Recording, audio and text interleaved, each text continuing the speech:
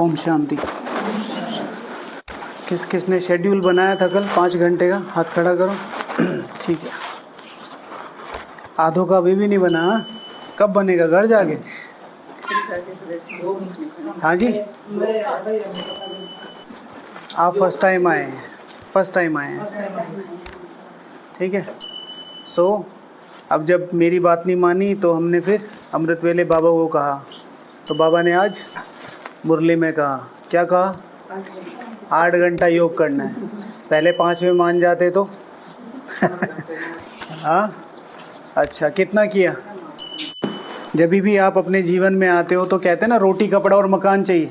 ऐसे ही ब्राह्मण बनते हैं तो मुख्य ये 6 नियम तो चाहिए, जिस 6 नियमों में 3.5 घंटे बैठ के योग होना ही चाहिए, 3 तो होना ही चाहिए। और आप मधुबन में आके 2 कर रहे हो। 3 घंटे हो गए भैया, ज़्यादा हो गए। सुबह 1.5 घंटा। हाँ, टोटल मिला के ना कैलकुलेट कीजिएगा, है ना। जो सिटिंग योग है, चलते फिरते वाला नहीं, क्या है? हाँ, बैठ के, है ना। तो कैलकुलेट कीजिएगा, क्योंकि आप योग भट्टी में आए हो। अगर वहाँ से यहाँ इम्प्रूवमेंट नहीं है तो फिर जैसे मैंने कल भी कहा ना, क्लासेस भट्टी नहीं है, योग भट्टी है। और योग ही बढ़ाया नहीं। पूरे संसार में कहीं भी चले जाओ, सब कुछ मिल जाएगा। ये पहाड़, ये वादियाँ, ये बिल्डिंगें, इससे बढ़िया बढ़िया होटल। भोजन का तो हम कहेंगे नहीं, क्योंकि हम बनाते हैं, इससे बढ़िया भोजन नहीं मिलेगा। नहीं मिलेगा भाई जी। हाँ, ब्रह्म भोजन नहीं मिलेगा। अच्छा, फिर भी कहीं दीदी वगैरह बना दे हैं, अच्छा, लेकिन ये वाइब्रेशंस नहीं मिलेंगे। तो इन वाइब्रेशंस को वैल्यूएट करो, है ना। ओके। पुरुषोत्तम, एक शब्द तुम्हें लगाना है, पुरुषोत्तम, है ना। अच्छा, अब मेरा क्वेश्चन है कि कौन बताएगा पुरुषोत्तम का मीनिंग? हाथ खड़ा करेंगे, लेकिन मुंह से कोई नहीं बोलेगा। मैंने बोला ना, जब सब एक साथ बोलते हो तो क्या होता है? रॉन्ग होता है, और सबको क्या लगता है कि सही बोल रहे हैं। अच्छा, कौन बताएगा पुरुषोत्तम का मीनिंग? एक मिनट, ना, बोलो नहीं, बोलो नहीं, हाथ खड़ा करो फिर आंसर करो। हाँ जी, बताओ। पुरुषों में उत्तम बनने का। पुरुषों में उत्तम बनने का योग रॉन्ग है। हाँ जी। ना, उसका मीनिंग नहीं समझाना, सिर्फ पुरुषोत्तम का मतलब बताओ। नहीं पता? हाँ जी।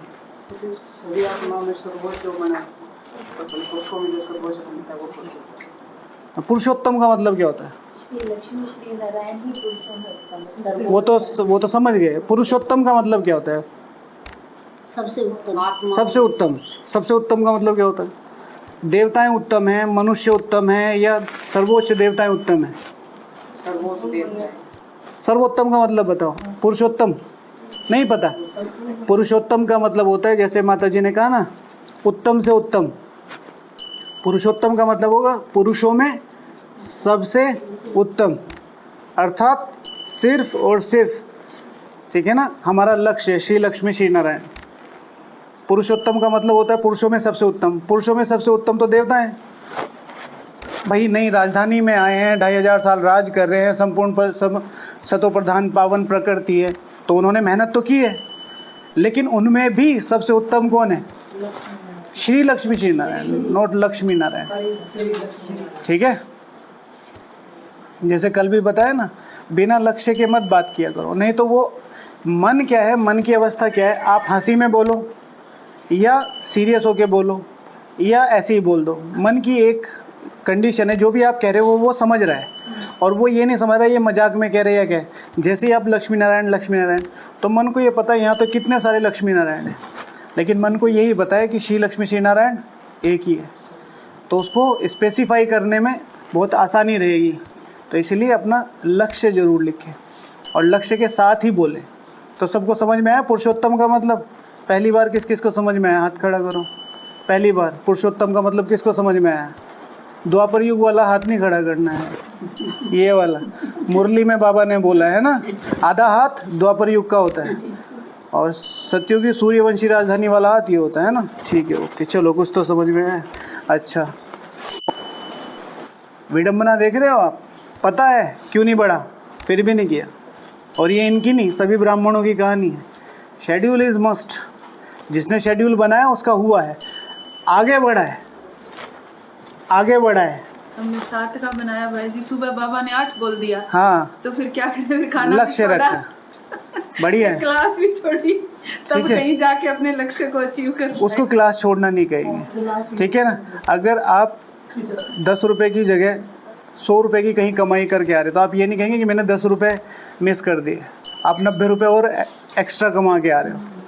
ये आपको डिसाइड करना है क्या आपके लिए बेनिफिशियल है। ओके। बाबा से बात करना उसको कहेंगे रूह रिहान।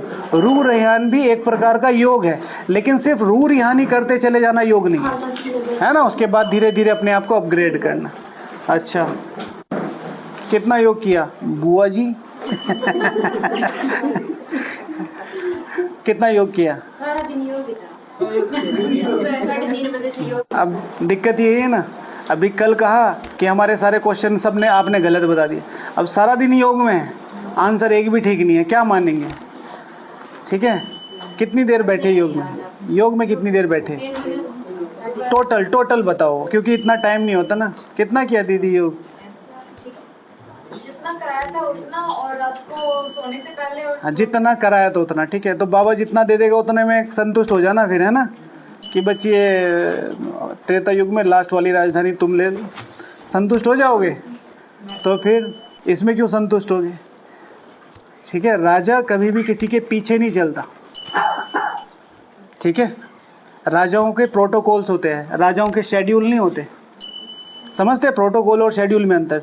शेड्यूल दुनिया बनाती है, प्रोटोकॉल जो राजा खुद भी ना तोड़ पाए और उसमें उसका नहीं पूरे जनता का कल्याण हो। सपोज टू बी प्रधानमंत्री जी है या राष्ट्रपति जी है, तो एक सुरक्षा घेरा होता है, वो प्रोटोकॉल होता है, उससे बाहर नहीं जाना। अगर उससे बाहर वो जाते हैं तो उनको तो खतरा है ही, लेकिन एक अच्छी लीडरशिप वाली जो पोस्ट है वो भी खत्म हो जाएगी अगर कुछ ऊपर नीचे हुआ। प्रोटोकॉल बनाओ, ये मेरा है, ये मेरी कमाई है। उन्होंने जैसे कहते ना गैयां होती हैं या भेड़ होती हैं, इधर को कर दिया इधर को चल दिए, इधर को कर दिया इधर को चल दिए, ऐसे नहीं। मेरा अपना प्रॉपर है। If I am emperor not king, ठीक है ना, एम्परर, ठीक है ना, तुम हो, सॉरी, ठीक है ना, विश्व की बादशाही तुम्हारी है, ठीक है ना। एक होते हैं किंग, एक होते हैं किंग, एक होते हैं एम्परर। विश्व महाराजन, विश्व महाराजन, ठीक है।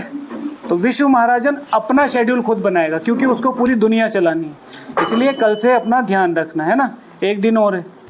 और नहीं, सबसे ये भी चीज़ ध्यान रखो, जब भी कोई राजा बोल रहा होता है दूसरा राजा ना हंसता है ना मजाक बनाता, क्योंकि आत्मा उस चीज़ को ना ऑब्जर्व करती है। इनको भले ही बुरा ना फील हो, मन की जो अवस्था होती है ना उसको फील करती है कि ये लोग हंसे क्यों, क्योंकि मैंने 2.5 घंटे। फिर आत्मा में ताकत नहीं आएगी, आत्मा में ताकत नहीं। कभी भी कोई राजा, विश्व महाराजा, हर एक आत्मा को विश्व, अगर सभा में कोई आंसर दे रहा, sometimes it will be funny और मे बी होता है या नहीं होता है, मजाक नहीं, उस लेवल पे जाके नहीं हंसना। ठीक है, स्माइल करो, कोई बात नहीं, माता जी हैं और हिम्मत दिखाई है। 2.5 घंटे किया तो है।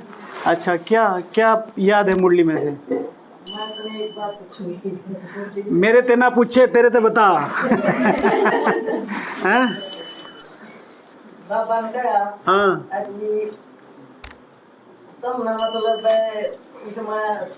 संगम युग पे हाँ, ये कर्म नहीं करना। हाँ, क्या करना फिर? अच्छा कर्म, अच्छा कर्म। अच्छा, ओके। दूसरा पॉइंट, दूसरा हाँ, संगम पे सब देवियाँ, हाँ, हाँ, क्या करो देविया, क्या करे? देवियाँ मनोकामना पूरी करती हैं। मनोकामना पड़े, हाँ, दुनिया को विश्व की बादशाही का वरदान देती है।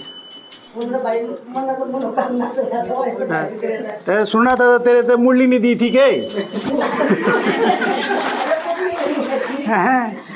अच्छा माता जी आप बताओ। अच्छा नहीं मैं मैं सही कह रहा है, बिल्कुल ठीक है, कोई दिक्कत नहीं है, कोई दिक्कत नहीं है। माना कभी कई बार ऐसी होती है ना, आत्मा नहीं है, उसका ध्यान रखना। अच्छा सबसे इम्पोर्टेंट मैं इसीलिए कह रहा आप लोग सारे फूल क्यों रहे हैं, ऐसे ऐसे स्टूडेंट होंगे तो रोज ही हंसी आएगी। हाँ ठीक है, ये भी हाँ जी हाँ जी। जैसे मुरली सुनते हम 1 घंटा, वो योग नहीं? नहीं बिल्कुल भी नहीं, उसमें तो आप ले रहे हैं ना भगवान से। मुरली सुनना योग में नहीं, मुरली रिवाइज करना, मुरली से पॉइंट निकालना, मुरली पे चिंतन करना, इट्स अ काइंड ऑफ योग। बट उसे योग में मतलब आधा टाइम ले सकते हैं। जैसे आप 8 घंटे का योग करते हैं, अगर उसमें मुरली रिवीजन, मुरली से पॉइंट निकालना, मुरली से चिंतन करना, ये 8 घंटे वाले योग में लिख सकते हैं।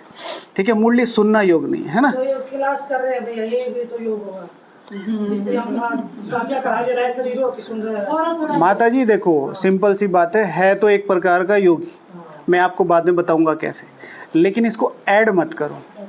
हाँ जैसे ही अगर आपने इसको ऐड किया, सपोज तो भी आपके 5 घंटे हैं, आपने 1 घंटा मुरली का ऐड कर लिया, 1 घंटा ये, 1 घंटा योग, और फिर हो गया आपके 8-9 घंटे, तो आपको क्या होगा, एक सेटिस्फेक्शन लेवल पहुंच जाएगा, अरे आज तो बहुत हो गया। लेकिन अगर ये सब नहीं जोड़ा और आप अपने सीटिंग योग पर कायम रहे, तो फिर आपको क्या लगेगा कि अरे आज तो कम हुआ है। तो शिव भगवान आज हमेशा तीव्र पुरुषार्थ की तात लगी रहे, माना फिक्र लगी रहे, तो फिक्र लगी रहनी चाहिए, है ना। जैसे अमृत वेले भाई जी, अमृत वेले क्या कर सकते हैं, मुख्य ये कहा है माता जी ने कि क्या क्या अमृत वेले बाबा को लेटर लिख सकते हैं, अमृत वेले बाबा से रूह ध्यान कर सकते हैं, अगर नींद आ रही हो तो चलते फिरते बाबा के साथ साइलेंस में वॉक कर सकते हैं, अमृत वेले में मुरली पढ़ सकते हैं, अमृत वेले मुरली से पॉइंट्स निकाल सकते हैं, अमृत वेले चिंतन लिख सकते हैं। ये सारी प्रोसेस है, लेकिन इसके बीच में योग करो। मुरली पढ़ी 15 मिनट योग करो, नींद आने लगी तो 15 मिनट वॉक कर लो, नींद फिर हो गया तो फिर योग करो, फिर नींद आने लगी लेटर लिख दो, फिर नींद आने लगी पॉइंट निकालो। ऐसे नहीं कि सिर्फ यही चीज़ करते रहे और योग किया नहीं, वो योग का समय, लेकिन धीरे धीरे धीरे योग बनेगा। ओके अच्छा, तो आज बाबा ने क्या कहा था, संगम युग कौन सा युग है, पुरुषोत्तम संगम युग। तो बाबा ने कहा था कि त्रिमूर्ति शिव भगवान वाच मीठे बच्चे, यह संगम युग विकर्म विनाश करने का युग है। इस युग में कोई भी विकर्म तुम्हें नहीं करना है, पावन जरूर बनना है। तो आज का टॉपिक है यह संगम युग और क्या क्या करने का युग है, विकर्म विनाश करने का युग है और क्या क्या करने का युग के साथ साथ और क्या क्या कर सकते हैं, है ना। चलो आपको छुट्टी भी देता हूँ, बोलो ऐसा वर्ड बोलो जो आज तक मैंने ना सुना हो या इनमें से किसी ने नहीं सुना हो। त्रिकालदर्शी सबने सुना है, हाथ खड़ा करो, तो कोई फायदा नहीं। आगे बताओ कौन बोले, दिव्य संस्कार। चलो ये थोड़ा सा है कि दिव्य संस्कार बनाने का सिर्फ यही समय है, दिव्य संस्कार। कल किसको बोला था डेफिनेशन लिखने को पावनता की 25 बार, स्टूडेंट ही गायब हो गया क्या। हाँ बोलो माता जी, बिना देखे बोलो। शिव भगवान वाचे साकार मुरली है, ठीक है। कि दादी प्रकाश मणि जी पूछती थी कि वैसे तो अभी साकार वाणी में भी बोला था मैं दादी प्रकाश, क्योंकि कि हाँ मेरे भाई सब ठीक हैं, सब समर्पित वालों से, हाँ दादी सब ठीक है, खाना अच्छे से खाया, हाँ नींद अच्छे से आ रही है, कि हाँ दादी कोई प्रॉब्लम तो नहीं है, नहीं तो दादी को बता देते कि नहीं नहीं कोई प्रॉब्लम नहीं। तो जब कोई प्रॉब्लम नहीं है तो अमृत वेले भी आ जाया करो। तो अभी साकार मुरली में बाबा ने बोला था बिजी, अर्थात अगर खाने और सोने का टाइम तुम्हें मिल रहा है तो तुम बिजी नहीं हो, साकार महावाक्य, ठीक है। अगर खाने का और सोने का टाइम मिल रहा है तो बिजी नहीं हो। चलो माता जी कितनी बार लिखा आपने फिर डेफिनेशन, प्यार से समझ में नहीं आ रहा है ना, परसों बोला, कल बोला, एक बार भी नहीं लिखा, एक बार भी। इसीलिए तो बिगड़े हुए बाबा कुछ बोलता नहीं है, इसीलिए मैं तो मीठा बच्चे कह नहीं सकता ना। अच्छा चलो, तो बाबा ने कहा कौन कौन सा युग है और कौन कौन बताएगा, हाथ खड़ा करके बताना, है ना। किसी को बोलना है तो बिल्कुल नया शब्द, जैसे बोला ना यही युग है जिसमें पूरे 84 जन्मों के दिव्य संस्कार बन सकते हैं, ठीक है। जैसे आज बताया ना बाबा तुम्हें क्या करते हैं, जो अविनाशी ज्ञान रत्नों से भरपूर रहते हैं। अविनाशी का मतलब क्या है, जिसका विनाश ना हो सकता, ये तो सबको पता है। अविनाशी का मतलब बताओ। ये भी चल रहा भाई जी, पता है सही, वो भी गलत कह जाता अगर अच्छा स्टूडेंट है अच्छा स्टूडेंट है और उस पर गलत भी आंसर आता है तो वो देते हुए नहीं डरता, ठीक है ना। और स्टूडेंट पहले क्लास कराने जाती हैं। हाँ। अब डबल को फेल कर दिया। पूरे 5,000 पूरे 5,000 अविनाशी माना, को फेल कर दिया। पूरे 5,000 वर्ष। अविनाशी का मतलब क्या है? पूरे 5,000 वर्ष। एक है जिसका कभी विनाश ना होता हो, एक है अविनाशी। तो बाबा ने कहा जो अविनाशी ज्ञान रत्नों से भरपूर है, मतलब जिसके अंदर ये ज्ञान रतन धारणा स्वरूप बन के संस्कार अविनाशी, मतलब पूरे 5,000 वर्ष संस्कार बन के रहेंगे, ठीक है, उन्हों को अतीन्द्रिय सुख महसूस होगा। यानी कि जो बाबा का ज्ञान है उससे अतीन्द्रिय सुख लेना है, उसको धारणा में लाना है, सिर्फ पॉइंट्स याद नहीं करने। भाई बाबा ऐसे रहते। क्योंकि आपने मेरे आंसर देने से पहले ही ना क्वेश्चन तैयार कर लिया, क्योंकि आपने मेरे आंसर देने से पहले ही क्वेश्चन, यही तो आंसर किया है। अविनाशी अर्थात इस ज्ञान के संस्कार बनाने हैं, ये ज्ञान नहीं जाएगा, ठीक है। सब लोग जो भी पढ़े लिखे आंख बंद करके अपने सिग्नेचर करो, हो जाएंगे ना, बिल्कुल एक्यूरेट होंगे। मेरे सिग्नेचर करके दिखाओ, क्योंकि संस्कार अपने सिग्नेचर के डाले हैं। अब उसमें आपको स्पेलिंग याद करने की जरूरत थोड़ा ही, अपनी संस्कार बन गया बस। अभी अभी एक संस्कार है, सब लोग अपनी किचन में जाओ और वहां पर अपनी चीनी का डब्बा देखो, दिख गया? कैसे? मेरी किचन में चीनी का डब्बा निकाल के दिखाओ, क्योंकि आपका संस्कार क्या है? आपकी चीनी का डब्बा, बस सिंपल सी बात है। तो वो संस्कार जाएंगे, समझ में आया दीदी? ठीक है। स्वरूप बन जाएंगे। स्वरूप इज डिफरेंट थिंग, संस्कार इज डिफरेंट थिंग। स्वरूप माना, मैंने अभी सब लोग बैठे ब्राह्मण, ठीक है, मैंने बैज भी लगा रखा, मैंने सफेद कुर्ता भी बताया और मैं आपसे मीठी मीठी बात कर रहा, तो मैं एक अच्छे ब्राह्मण का स्वरूप दिखा रहा हूँ, लेकिन अभी के लिए। और बाहर निकलते ही मेरे दोस्त यार मिले या मैं अपने लौकिक में गया और वहाँ मेरा स्वरूप लौकिक हो गया। तो स्वरूप बनना कंप्लीट, यानी कि लगातार चलते रहना है ना। संस्कार माना आप चाहो ना चाहो आपको वो संस्कार काम करेगा ही करेगा। ओके, अच्छा चलो, और किसी को बताना है? दिव्य संस्कार बनाने का युग है, और क्या करने का युग है? संगम युग बताओ। साहूकार बनते हैं अविनाशी, साहूकार बनेंगे बस। इसी टाइम हम पार्लर साहूकार आज की मुरली में 33 बार था कि तुम विश्व की बादशाही ले सकते हो। साहूकार माना साहूकार, विश्व की बादशाही, ठीक है। हाँ जी, पावन बनने का युग है, ठीक है, पावन बनने का। माता जी आपको डेफिनेशन भी याद नहीं हुई? याद है, बताओ। हाँ हाँ हाँ हाँ हाँ, चलो 25 बार माइनस कर दिया आपका, है ना। कल 25 बार लिख के लाना, ठीक है। कुछ तो किया, सीख ही गए।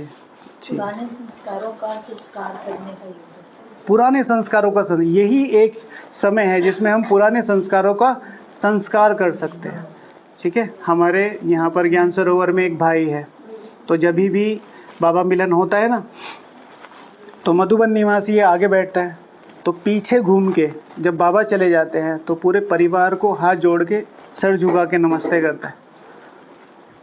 तो मैंने उनसे पूछा, तो उसने कहा कि पूरे काल चक्र में इतनी ऊंच श्रेष्ठ आत्माएं सिर्फ एक ही बार इस समय मिलेगी। पूरी दुनिया में और कोई भी स्थान नहीं है जो इतनी श्रेष्ठ आत्माएं एक लेवल पे इतनी जगह एक समय पे इकट्ठी हो सके।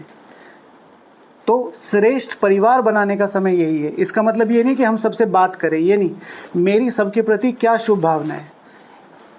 अभी भी वर्तमान समय में भी सबसे शक्तिशाली कौन है? जिसके पास शक्तिशाली रिलेशंस हैं। आज लोगों के पास धन है, दौलत है, समय है, सब कुछ है, रिलेशंस नहीं है। और पूरे काल चक्र में अभी हम क्या कर रहे हैं? इनको परिचय दिया, हो गया, इनको परिचय दिया, हो गया, इनको परिचय दिया, हो।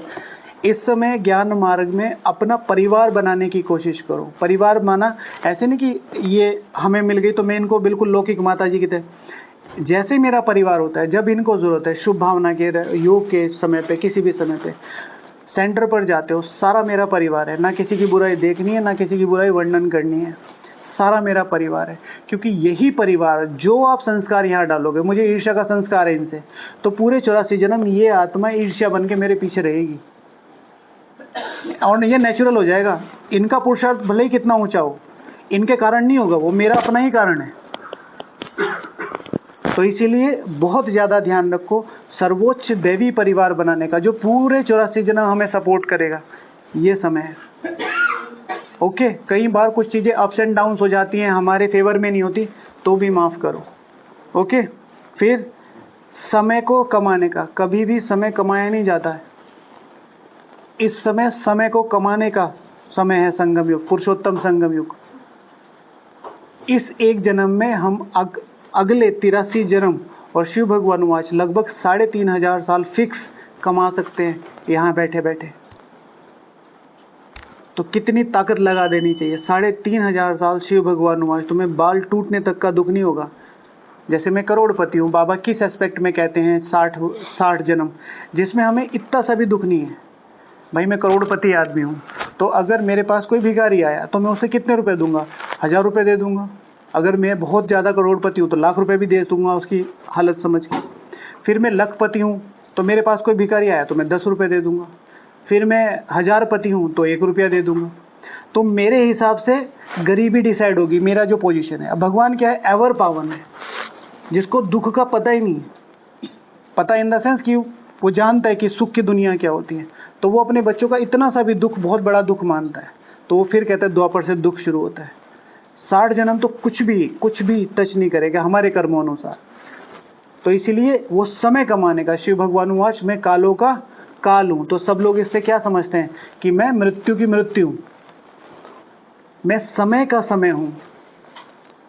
कालों का काल, समय का समय, माना इस समय भी तुम क्या कर सकते हो? मेरे द्वारा ये जो पूरा समय है, इस समय पर विजय पा सकते हो। इसीलिए शिव भगवान वाच तुम त्रिकालदर्शी हो। तीनों समय जो चलेंगे ना, एक है यहाँ का पास्ट, प्रेजेंट और फ्यूचर, तीनों समय को देख के कमा सकते हो। भाई आपको पता है कि मैं आपको कहता हूँ भाई बारिश हो रही है, सब लोग हारमोनी हॉल को हाथ लगा के और तुरंत वापिस आ जाओ, तो आप क्या कहोगे कि भाई जी क्या ज़रूरत है? मैंने कहा नहीं, बस ऐसे ही जाओ। मैं कह रहा हूँ, मैं कहा नहीं भाई जी बारिश हो रही है, हम नहीं जाएंगे। मैं कहता हूँ कि दादी गुलजार जी वहाँ बैठी हैं और सबको इंडिविजुअली दृष्टि देकर और राखी बांध रही है। अब मैं कह नहीं रहा आपको, अपने आप ही भाग पड़ोगे, ये क्लास बाद में कर लेंगे, समझ रहे हैं? तो मैंने आपको क्या दिखा दिया? काल प्राप्ति, तो पुरुषार्थ क्या हो गया? आसान हो गया। तो इसीलिए बाबा कहते हैं कि कैसे अपने कालों को, तो कालों का काल, समय का समय कमाने का ये समय है। ओके, फिर संगम युग कौन सा समय है? ठीक है ना? चलो 1 मिनट बाबा को याद करते हैं। तो संगम युग और कौन सा समय है? विकर्म विनाश करने का समय, लेकिन स्व पर केंद्रित रहने का समय है।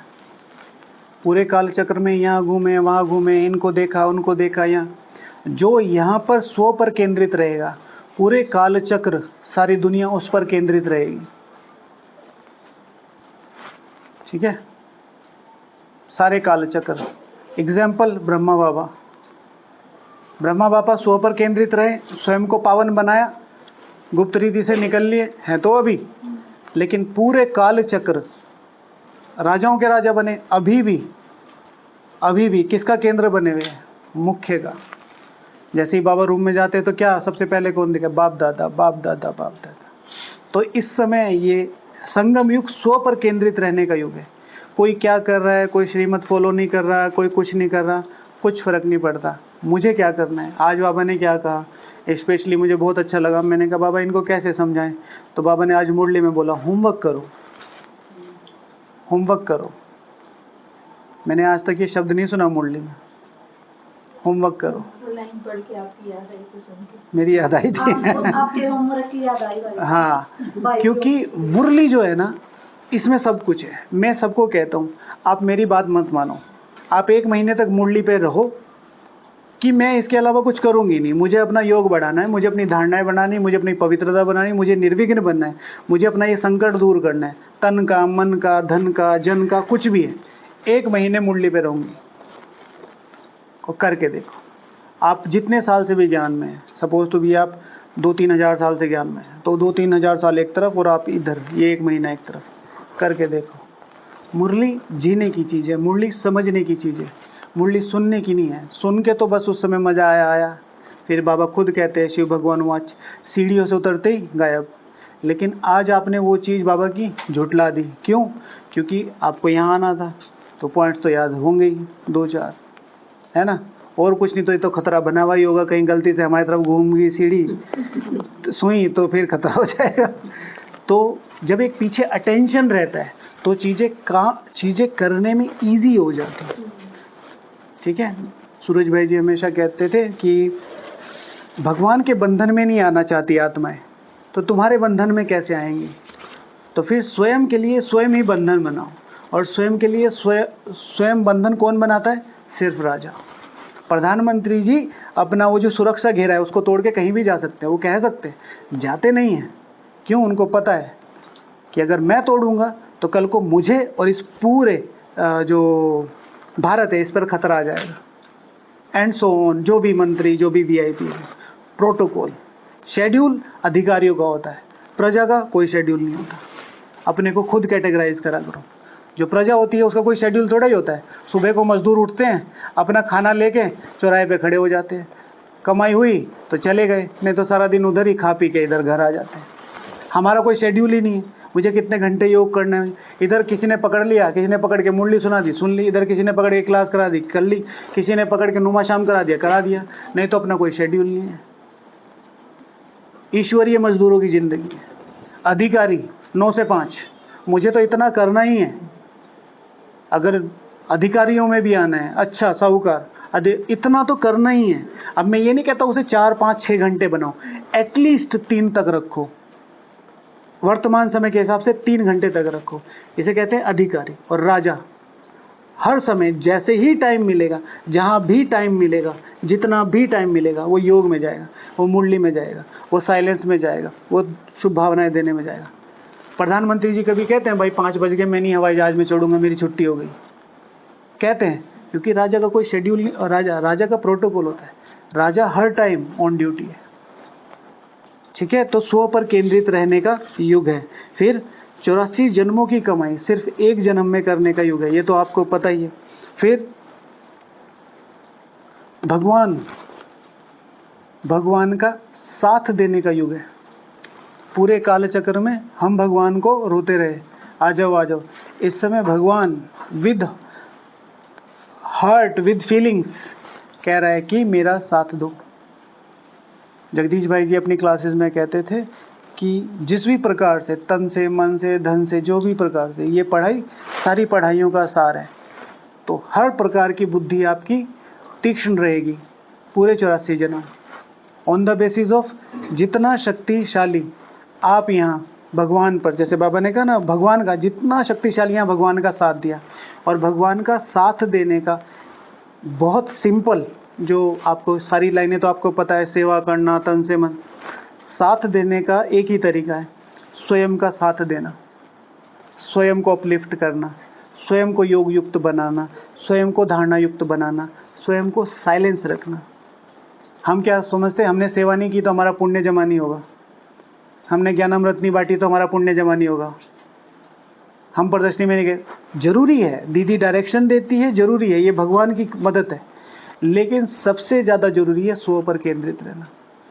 दीदी मनमोहिनी जी को तो हमने भी नहीं देखा, तो शायद आप लोगों में से किसी ने देखा हो। दीदी मनमोहिनी जी कि दीदी 8 में आना है तो क्या करें, वारिस कैसे तैयार करें? तो दीदी जी कहती हैं 8 में आने के लिए सिर्फ एक वारिस तैयार करो, स्वयं को। ठीक है, बहुत सिंपल नियम है बाबा के। ओके, अच्छा, फिर अगर संगम युग है, इस यज्ञ का पूरे काल चक्र में ये यज्ञ फिर स्थापित नहीं होगा। इस यज्ञ का साथ दो, और इस यज्ञ का साथ देने का मतलब है ना किसी की गलत सुननी है, ना किसी की गलत कहनी है। अगर कुछ ऊपर नीचे हो भी जाता है और कोई निमित्त है, निमित्त को बताओ, फिर वो चाहे पूरा उल्टा निर्णय ले ले, निष्पक्ष, मेरा काम खत्म हो गया, मेरा काम खत्म हो गया।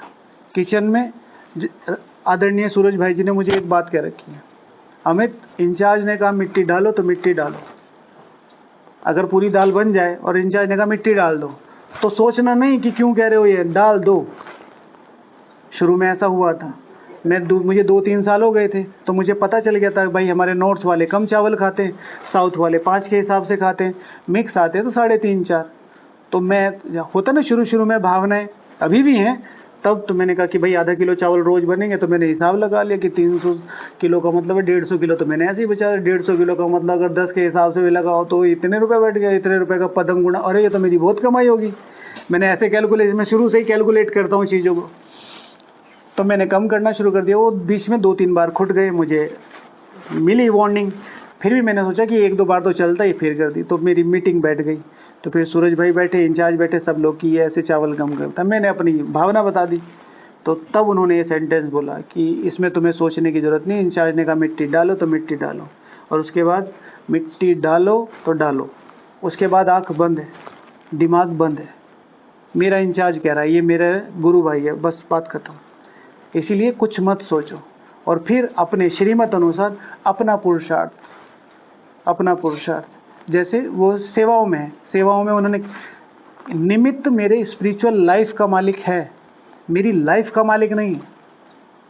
तो जो स्पिरिचुअलिटी को लेके वो जो डिसीजंस लेते हैं, तुम्हें यहाँ जाना है वहाँ जाना है, उसमें साथ देना है, लेकिन सेल्फ पुरुषार्थ। सपोज टू भी आपको लगता है कि निमित्त कुछ चीज़ें ऐसी कर रहे हैं जो मेरे पुरुषार्थ को लेके ठीक नहीं है।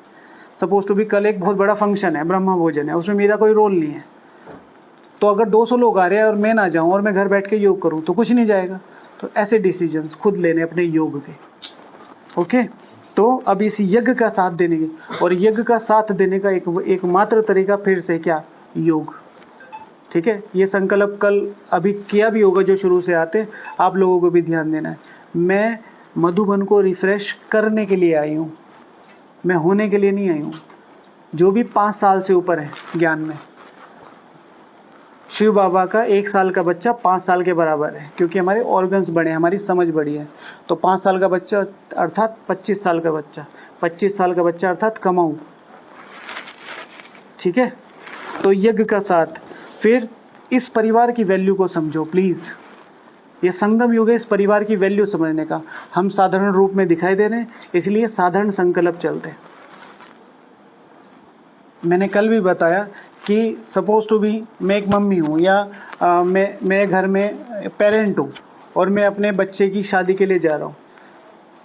ठीक है, मैं कोई कन्या हूँ तो मैं अपने भाई को देखने जा रहा हूँ, कोई भाई है तो कन्या सुंदर भी होनी चाहिए, अमीर भी होनी चाहिए, दहेज भी लानी चाहिए, मम्मी पापा का साथ भी देनी चाहिए, उधर मेरे दोस्तों के साथ भी बैठनी चाहिए, है ना।